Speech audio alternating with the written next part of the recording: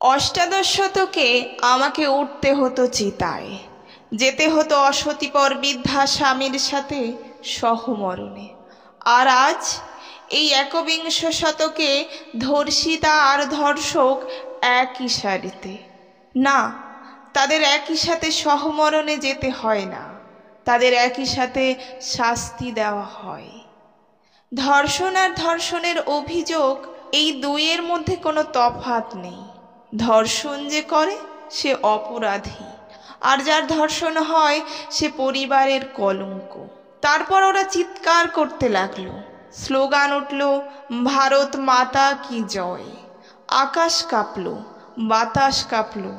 তখন চলছে এক নিধন যজ্ঞ, এক পশুবৎ প্রাণীর নিধন যজ্ঞ। নারী যে আজও পশুবৎ প্রাণী।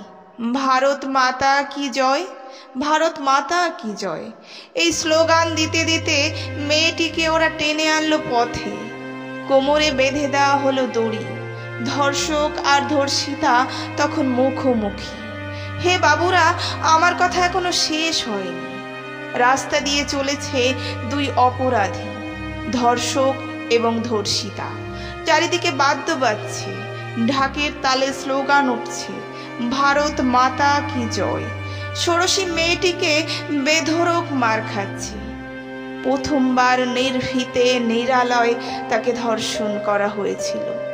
জোর করে লুটে নেওয়া হয়েছিল কুমারীর কুসুম, খুবলে নেওয়া হয়েছিল তার ষোড়শী যৌবন, কিন্তু পুরোটাই আড়ালে, হয়তো কোনো পরিত্যক্ত আলয় কিংবা কোনো শুনশান জায়গায় লুপ্তরা চালানো হয়েছিল মেয়েটির ওপর।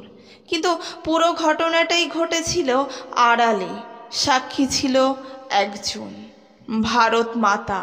ভারত মাতার পথ, একলা ক্ষেত, গাছের পাখি, কিন্তু কেউ তো কথা বলতে পারে না। তার সাথে ঘটে যাওয়া অন্যায় সে আড়াল করতে পারেনি। প্রথমে বাবা মা, তারপর অনেকটা ঝুঁকি নিয়ে সে কথা বলেছিল পঞ্চায়েতে।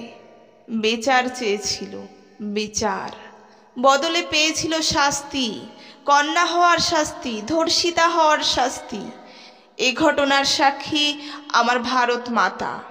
এ ঘটনা 2021 সালেই ঘটেছে আমার প্রতিবেশী শহরে ভোপালে। তার পিতা, তার মাতা, আত্মীয় পরিজন সকলেই দেখছে। আরও শত শত অষ্টাদশী, ষোড়শী, দ্বাদশীরা। তারা বুঝতে পারছে ধর্ষণ আর ধর্ষিতা, শোষণ আর শোষিতা দুটিই মহাপাপ। তারা বুঝতে পারছে ধর্ষণ হলেও চুপ করে থাকতে হয়, গিলে নিতে হয় ব্যথা এবং অপমান।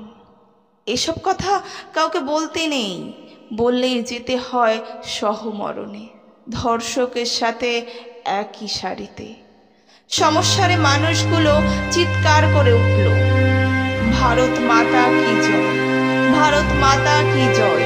স্বাধীনতার 74 বছর পরেও এই এক টুকরো ভারত দেখে আঁতকে উঠছি।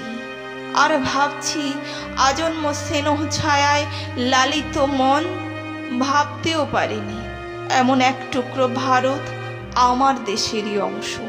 এমন এক টুকরো ভোপালে একই সাথে চলেছিল ধর্ষিতার বিচার আর দেশপ্রেম। দেশকে বলা হচ্ছিল মা, আর রক্ত মাংসের ক্ষত বিক্ষত জনি সম্ভতা মেয়ের নাম দেওয়া হয়েছিল অপমান। স্বাধীনতার 74 বছর পরেও এ অপমানের ক্ষণা জন্ম আর অষ্টাদশের সহমরণ এই তো পেয়েছে আমার দেশের নারীরা। ব্যতিক্রম ঘটনা বলে একে উপহাস করবেন না। আমাদের কামদুনি, আমাদের হাতরাস, আমাদের হাসিপা আজও অপেক্ষায়, বিচারের অপেক্ষায়, নতুন আইনের অপেক্ষায়।